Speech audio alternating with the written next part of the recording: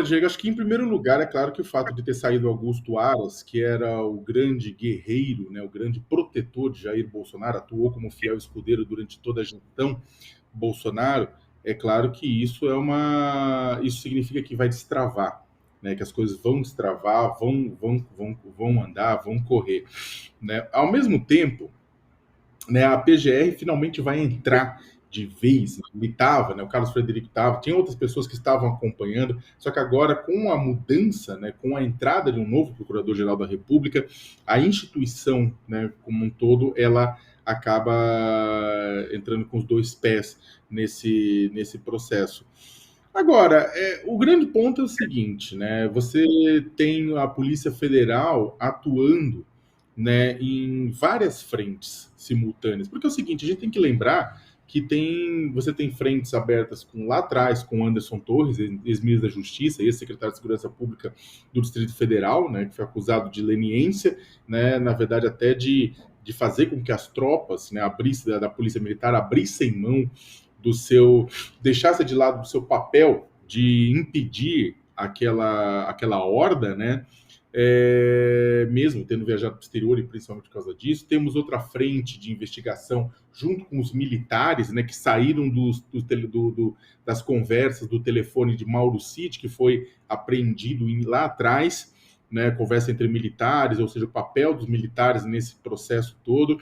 Depois você teve a própria delação do Mauro Cid, ou seja, tem muitas.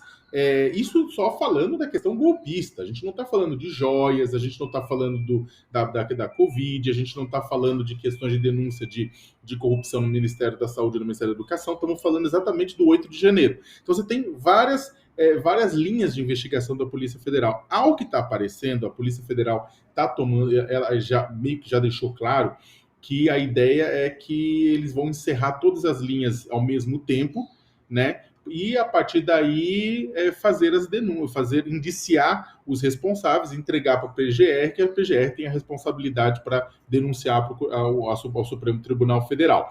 Então eles estão querendo exaurir todas as linhas de investigação para aí poder denunciar. Por que esse cuidado todo? Exatamente porque se trata de Jair Messias Bolsonaro no final da linha. A gente tem um monte de militares, a gente tem um monte de políticos, a gente tem um monte de inclusive, empresários do agronegócio que bancaram, que foram financiadores, né? Que contribuíram com tudo isso, mas como no topo da linha você tem um ex-presidente da República e um ex-presidente da República cujos os seus seguidores estavam envolvidos no caso, mas que ainda tem uma grande força, né, de mobilização. Então, e olhando pela pesquisa Quest, né, você tem uma maioria que acredita que Bolsonaro teve sim influência sobre o 8 de janeiro, mas tem uma grande quantidade de pessoas que também não tem, que acham que não, né, uma quase metade que achando que não. Né, que não tem. Então, diante desse cenário, precisa ser muito clara a responsabilidade do ex-presidente, ser muito clara as provas, que a responsabilidade política, como diria Gilmar Mendes, está mais do que dada. A responsabilidade jurídica precisa do quê? De fundamentar com provas. É o que a Polícia Federal está reunindo agora, vai passar pelas mãos da PGR e depois do STF. Né? A gente fica na cobrança, só para terminar, a gente fica na cobrança de que não pode deixar de lado, exatamente porque não pode ser esquecido. Isso não pode ser esquecido. Isso tem que ser garantido. Ou seja, o Jair Bolsonaro precisa ir para o banco dos réus, precisa ter seu dia na corte por conta do que aconteceu. E é por isso que a gente faz essa cobrança, dia e noite. Né? Agora, as informações que chegam da PF é que a PF está reunindo todo esse cabedal comprovatório e está evitando, na verdade, se apressar por conta disso. Mas acho que a nossa função, né, seja no jornalismo, no mundo jurídico, na sociedade, é fazer uma cobrança exatamente para que a turma do deixa disso não acabe prevalecendo. Para a gente arrematar, professor Walter Maierovitch está conosco aqui, novamente, professor, e representantes das Forças Armadas também, né? Como é que o senhor está acompanhando essa apuração?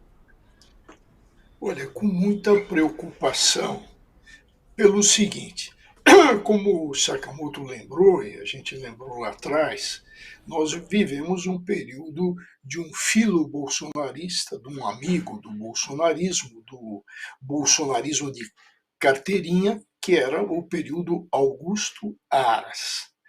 Agora, o que a gente tem em razão disso?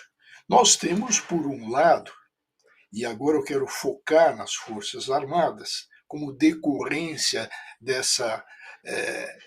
omissão, dessa orientação do procurador Aras de então, nós tivemos o quê? Uma pulverização. Com relação às Forças Armadas e especificamente o Exército, vejam, o Exército que deu toda a cobertura aos acampamentos, que não deixou a Polícia Militar entrar para prender em flagrante. O que a gente tem a nível interno, a nível dessa corporação Exército? Eu peço a atenção dos ouvintes para que se segurem nas cadeiras, para não cair. Nós tivemos um processo administrativo disciplinar, com 2 suspeitos. E o que esse processo administrativo disciplinar concluiu com relação a um dos suspeitos? Concluiu que houve violação às normas regulamentares disciplinares do Exército. Isso com relação ao golpismo do 8 de janeiro. Qual a sanção? Um prêmio de $1 milhão para quem descobrir. O Exército não diz qual foi a sanção disciplinar imposta e nem o motivo da condenação administrativa. Vejam, parece que a sociedade não tem o direito de saber, e tem.